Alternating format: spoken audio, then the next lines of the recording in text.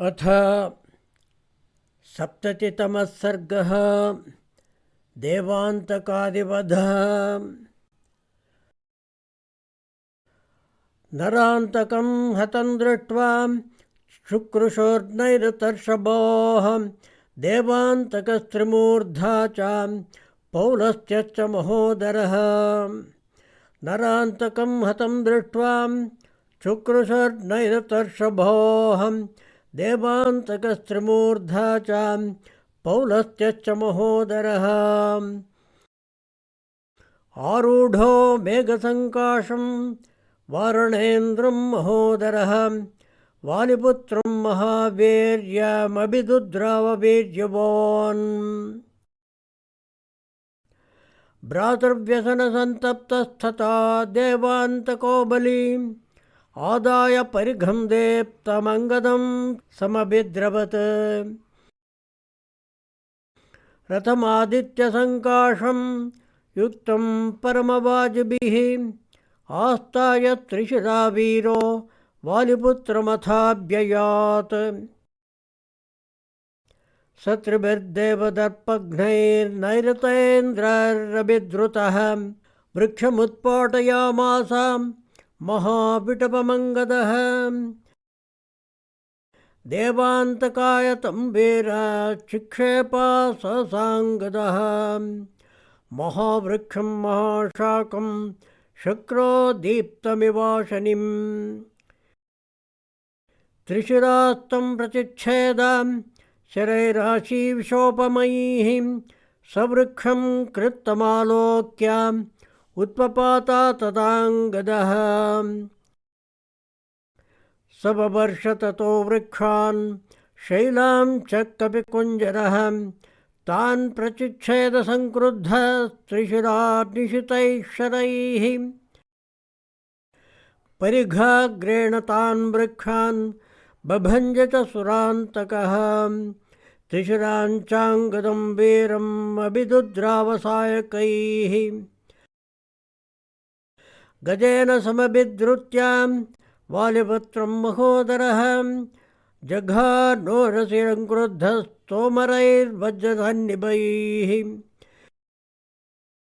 देवान्तकश्च संक्रुद्धः परिघेण तदाङ्गदम् उपगम्याभिहत्याशो व्यपचक्रामवेगवान्।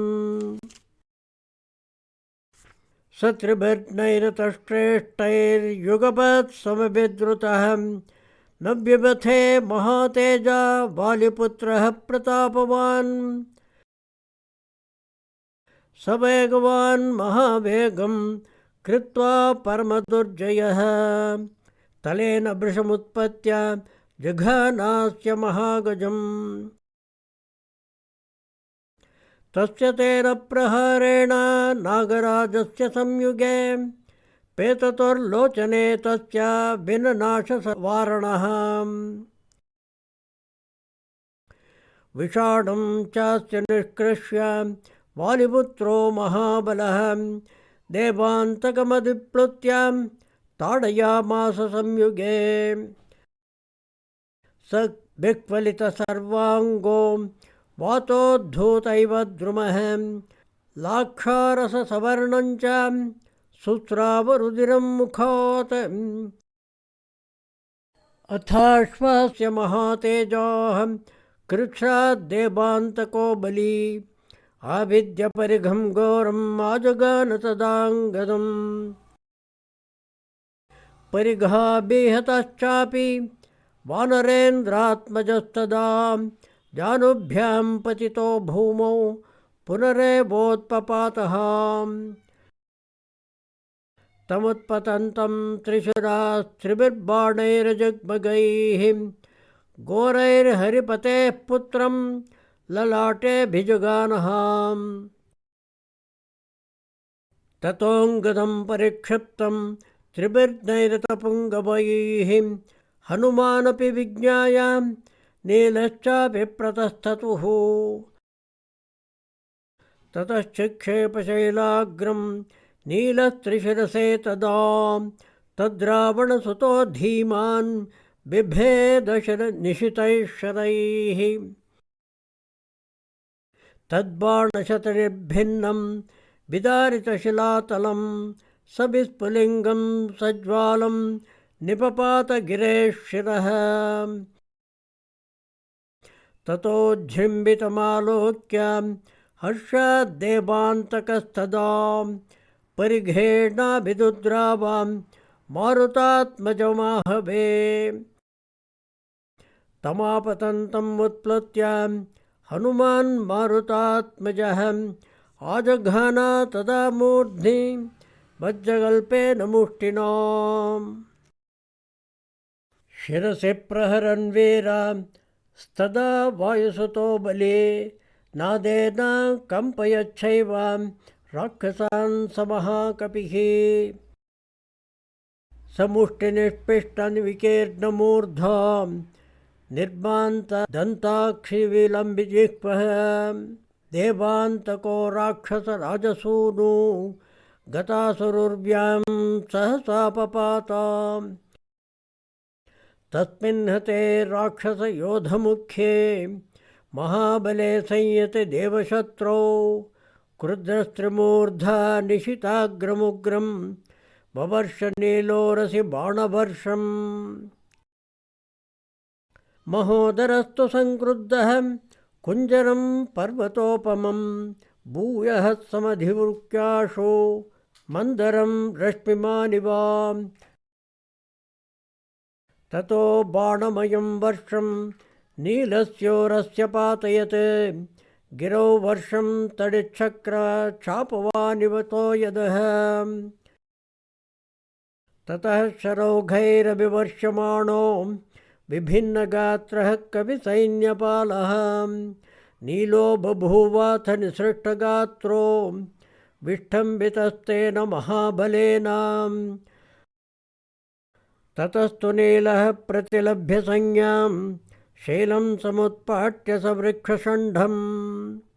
ततः समुत्पत्य वृषोग्रवेगो महोदरं तेन जघानमूर्ध्नि।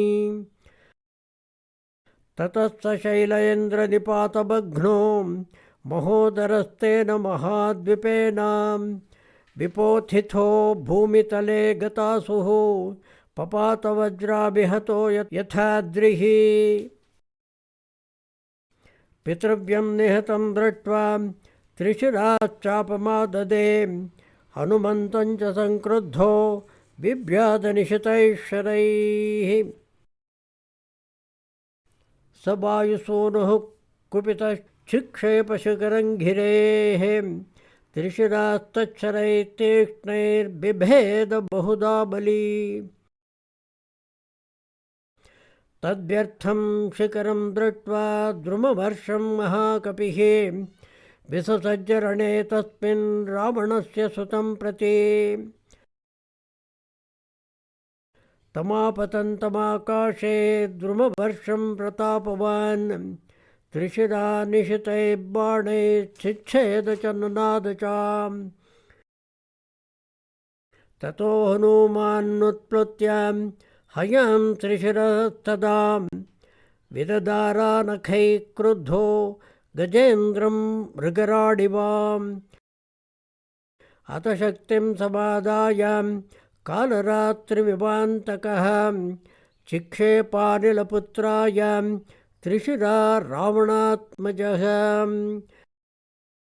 दिवः क्षिप्तामिवोल्कां तां शक्तिं क्षिप्तामसङ्गतां गृहीत्वा हरिशार्दूलो बभञ्ज च ननाद च। तां दृष्ट्वा घोरसङ्काशां शक्तिं भग्नां मनुमतां प्रहृष्टा वानरगणा विनेदुर्जलदा इव। ततः खड्गं समुद्यम्य त्रिशिरा राक्षसोत्तमः निजघान तदा व्यूढे वायुपुत्रस्य वक्षसि। खड्गप्रहाराभिहतो हनुमान् मारुतात्मजः आजघान त्रिशिरसं तलेनोरसिवीर्यवान्। स तलाभिहतस्तेन स्रस्तहस्तायुधो भुवि निपपातमहातेजास्त्रिशिरास्त्यक्तचेतनः स तस्य पततः खड्गं समाच्छेद्य महाकपिः ननादगिरिसङ्काशास्त्रासयन् सर्वनैरतान् अमृष्यमाणस्तं घोषम् उत्पपाता निशाचरः उत्पत्य च हनुमन्तं ताडयामास मुष्टिना तेन मुष्टिप्रहारेण सञ्चुकोपमहाकपिः कुपितश्च निजग्राह किरीटे राक्षसर्षभम् हनुमान् रोषतां राक्षो राक्षसं परवीरः स तस्य शीर्ष्याण्यसिनाशितेन किरीटजुष्टानि सकुण्डलानि क्रुद्धप्रचिच्छेदसुतो निलस्य त्वष्टुः सुतस्यैव शिरांसि शक्रः तान्यायताक्षाण्यसन्निभानि प्रदीप्तवैश्वानरलोचनानि पेतुशिरांसीन्द्ररिपोर्धरण्याम् ज्योतिंषि मुक्तानि यथार्कमार्गात् तस्मिन् हते देवरिपौ शीर्षे हनुमता शक्रपराक्रमेण नेदुः प्लवङ्गोः प्रचचालभूमि रक्षांस्यथो दुर्दुविरे समन्तात् हतं त्रिशरं दृष्ट्वा तथैव च महोदरं हतो प्रेक्ष्य दुरादर्शो देवान्तकरान्तको चुकोपपरमामर्षि मत्तो राक्षसपुङ्गवः जग्राहार्चष्मतीं घोरां गदां सर्वायसीं शुभाम् हेमपट्टपरिक्षिप्तां मांसशोणितफेनिलां विराजमानां वपुषां शत्रुशोणितरञ्जितां तेजसा सम्प्रदीप्ताग्रां रक्तमाल्यविभूषिताम् ऐरावतमहापद्मा सार्वभौमभयावहाम् गदामादाय संक्रुद्धो मत्तो राक्षसपुङ्गवः हरेन् समभिदुद्रावां युगान्ताग्निरिवज्ज्वलन् अतर्षभः समुत्पत्त्या वानरो रावणानुजहम् मुक्तानीकमुपागम्य तस्थौ तस्याग्रतो बली तं पुरस्तात् स्थितं दृष्ट्वा वानरं पर्वतोपमम् आजघानो रसिक्रुद्धो गदया वज्रकल्पया स तया विहतस्तेन गदया वानरर्षभः भिन्नवक्षोः समादूतः शुस्रावरुधिरं बहु स सम्प्राप्य चिरात् संज्ञां वृषभो वानरर्षभः क्रुद्धो विस्फुरमाणोष्ठो महापार्श्वमुदैक्षताम् स वेगवान् वेगवदभ्यपेत्यां तं राक्षसं वानरयूथमुख्यः संवर्त्य मुष्टिं सहसा जघानां बाह्वान्तरे शैलनिकाशरूपः सकृत्तमूलः सहसेव वृक्षः पपातभूमौ क्षतजोक्षिताङ्गः ताञ्चास्य घोरां यमदण्डकल्पां गदां प्रगृह्याशु तदा सहर्षः मुहूर्तमासेत् स गतासु कल्पः प्रत्यागतात्मा सहसासुरारिः उपेत्य सन्ध्याभ्रसमानवर्णा तं वारिराजात्मजमाजघानाम् अभिजग्राहवेगेन गदान्तस्य महात्मनः गृहीत्वा तां गदां भीमामाविद्य च पुनः पुनः मत्तानेकं महात्मानं जघानरणमूर्धनि सस्वया गदया भग्नो विशीर्णदशने क्षणः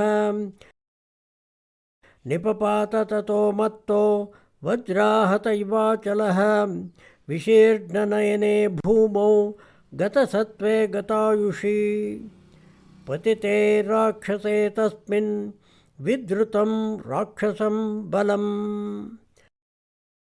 तस्मिन् हते भ्रातरि रावणस्य तन्नैरतानां बलमर्णवाभम् त्यक्तायुधं केवलजीवितार्थं दुद्रावभिन्नार्णवसन्निकाशम् तस्मिन् हते भ्रातरि रावणस्य तन्नैरतानां